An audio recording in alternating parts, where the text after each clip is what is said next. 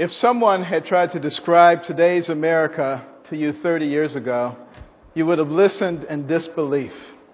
Americans know that our nation is heading off the abyss of destruction, secondary to divisiveness, fiscal irresponsibility, and failure to lead.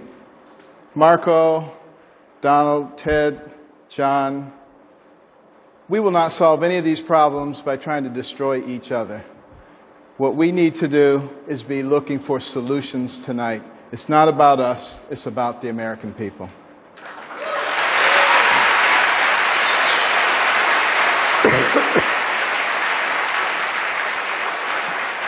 You've been critical of mass deportation. You said back in November you don't think Mr. Trump's plan necessarily represents the Republican Party. Given how well Mr. Trump has been doing with the Republican primary voters, do you still believe that? I believe in liberty and justice for all. I think everything that we do should be fair. And I've already described, how we can secure the border. We need to secure all the borders because it's not just people coming in from South America and Mexico, but there are terrorists who want to destroy us who are getting across our borders fairly easily, and we have to stop that. But in terms of the people who are here already, after we stop the illegal immigration, we need to be reasonable.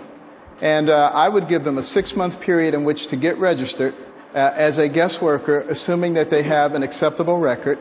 They have to pay a back tax penalty, have to pay taxes going forward, but they don't have to live underground anymore. And I think they do not become American citizens. They do not vote. If they want to become an American citizen, they go through exactly the same process that anybody else goes through. I think that's the kind of situation that is actually fair to people. And we have other ways of utilizing our facilities and our talents as foreign aid, doing things in South America and Central America and Mexico that improve the economy there so that they don't feel the need to come over here. That would cost us a lot less than borrowing money from China, paying interest on it. Thank you, Dr. Carson. Are their positions clear? Are the positions you've heard clear about the First Amendment and the First Freedom? Well, first of all, let me just add my praise to Justice Scalia. I first met him when we got an honorary degree together a long time ago. Tremendous wit and intellect.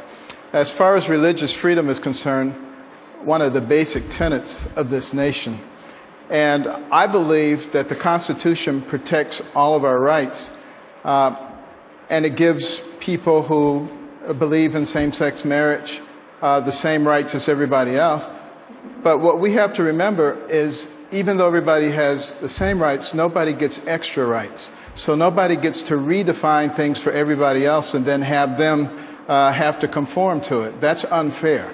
And this is the responsibility of Congress to come back and correct what the Supreme Court has done. That's why we have divided government. And we're going to have to encourage them to act in an appropriate way or we will lose our religious freedom. And as president, I would go through and I would look at what a person's life has been. What have they done in the past? What kind of judgments have they made? What kind of associations do they have? That will tell you a lot more than an interview will tell you. The fruit salad of their life is what I will look at. Thank you, Dr. Carson. Dr. Carson. Dr. Carson, you have dealt with the sickest of patients. You support covering pre-existing conditions. How would you change Obamacare but maintain that coverage? Well, first of all, health care is not a right, but I do believe it is a responsibility for a responsible society, and we are that. We spend almost twice as much per capita on health care as many other nations who have actually much better access than we do.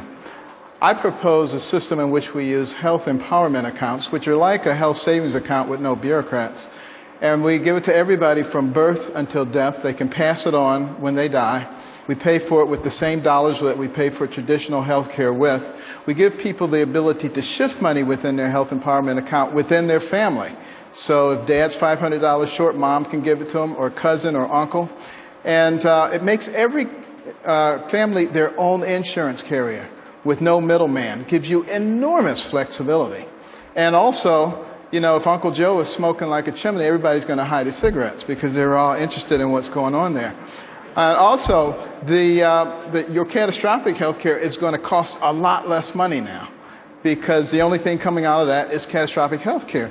So it's like a homeowner's policy with a large deductible versus a homeowner's policy where you want every scratch covered. One costs $1,500 a year, one costs $10,000 a year. You can buy the $1,500 one.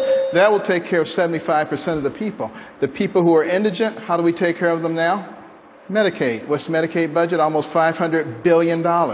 Almost 80 million people participate, which is way too many, and that'll get a lot better when we fix the economy, which I hope we get a chance to talk about.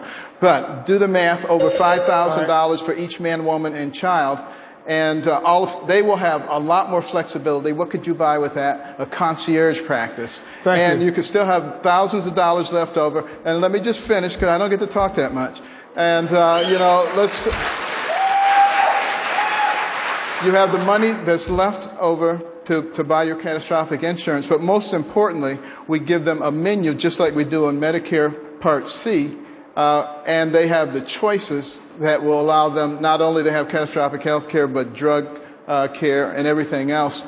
It will be such a good program that nobody will want Obamacare after that, and that's probably the best way to do it, although if anybody still did, I would still defund it. Thank you. Thank you, Dr. Carson. How would you deal with North Korea? Okay, well, first of all, people say that I whine a lot because I don't get time. I'm going to whine because I didn't get asked about taxes. I didn't get asked about Israel. Hugh, you said you're going to be fair to everybody. You didn't ask me about taxes. I had something to say about that. Now, go ahead. This is your moment. Okay. We have a system of taxation in this country that is horribly wrong. You know, I never had an audit until I spoke at the National Prayer Breakfast. And then all of a sudden, they came in, they said, we just want to look at your real estate dealings. And then they didn't find anything, so they said, let's look at the whole year. And they didn't find anything, so they said, let's look at the next year and the next year. And they didn't find anything, and they won't find anything because I'm a very honest person.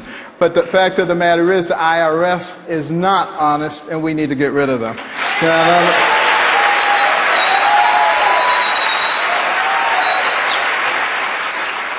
As far as Israel is concerned, you know, when I was there several months ago, I talked to a lot of people. I couldn't find a single one who didn't think that we had turned our backs on Israel. You know, they are a strategic partner for us, but also recognize that we have a Judeo-Christian foundation.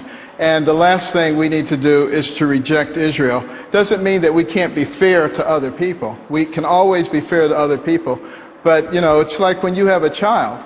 You know, you want to be fair to all the children around, but you have a special attention for your own child.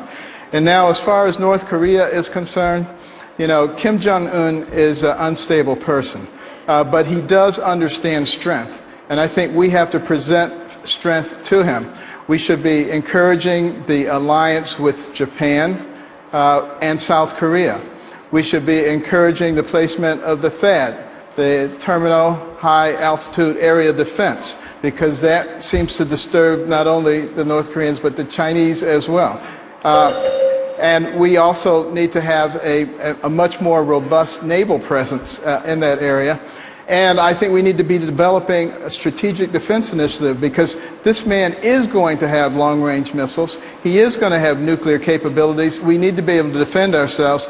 And lastly, we should make sure that he knows that if he ever shoots a missile at us, it'll be the last thing he ever does. Thank you. Thank you. Dr. Carson, Tim Cook, again the CEO of Apple, says that this would be bad for America. What do you think? I think allowing terrorists to get away with things is bad for America. You know, we have a Constitution, we have the Fourth Amendment. It guards us against illegal and unreasonable search and seizure. But we have mechanisms in place with the judicial system that will allow us to gain material that is necessary to benefit the nation as a whole or the community as a whole. And that's why we have FISA courts and things of that nature. So absolutely, I would expect Apple to comply with the court order. If they don't comply with that, you encouraging chaos in our system. Well, first of all, I want people to think about what kind of leader do you want and what kind of person do you want your kids to emulate. Think about that. Secondly, several years ago, a movie was made about these hands. These hands, by the grace of God, have saved many lives and healed many families. And I'm asking you tonight, America, to join hands with me to heal, inspire, and revive America. If not us, who? And if not now, when?